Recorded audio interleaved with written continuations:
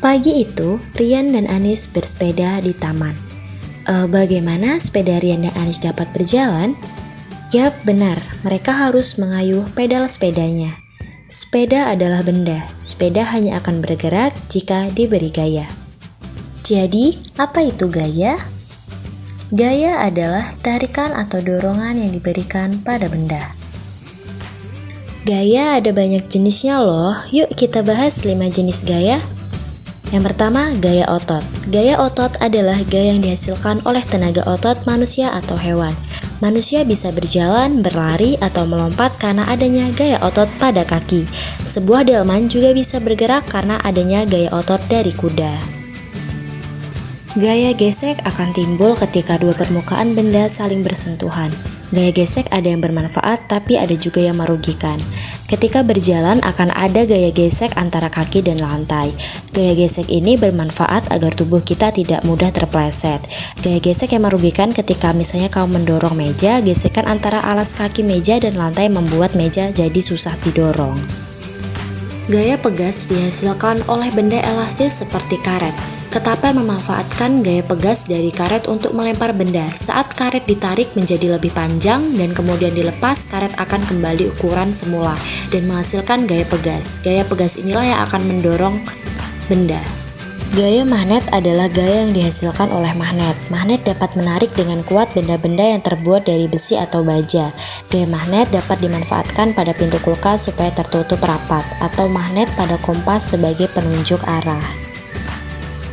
Gaya gravitasi adalah gaya tarik dari pusat bumi. Semua benda yang jatuh arahnya ke bawah karena ditarik oleh gaya gravitasi.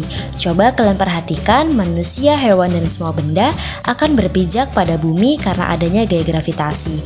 Kalau nggak ada gaya gravitasi, semua akan melayang-melayang dan bisa jadi saling bertabrakan. Sekarang, apa saja pengaruh gaya terhadap benda? Seperti cerita Rian dan Anis di awal video, Rian dan Anis memberikan gaya pada sepedanya dengan cara dikayuh. Karena diberi gaya, sepeda Rian dan Anis bisa bergerak.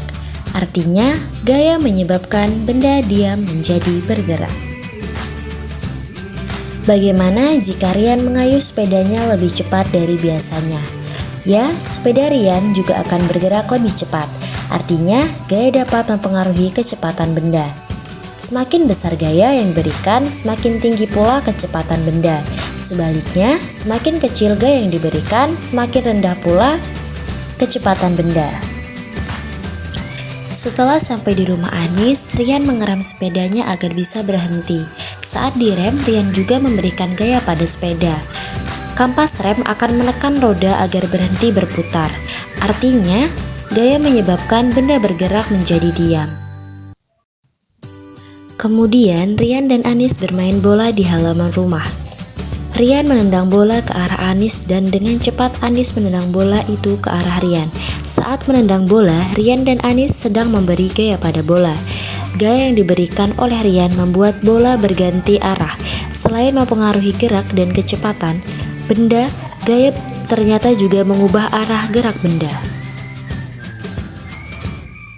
Wah, ternyata banyak ya pengaruh gaya terhadap benda. Gaya juga dapat membuat pergerakan menjadi lebih cepat. Gaya juga dapat membantu mempermudah kita dalam melakukan aktivitas sehari-hari.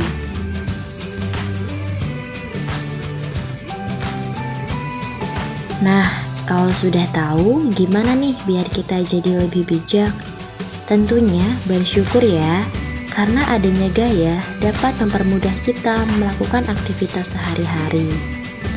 Tetapi, kita juga harus berhati-hati ketika memanfaatkan gaya supaya kita dapat tidak merusak atau merugikan orang lain.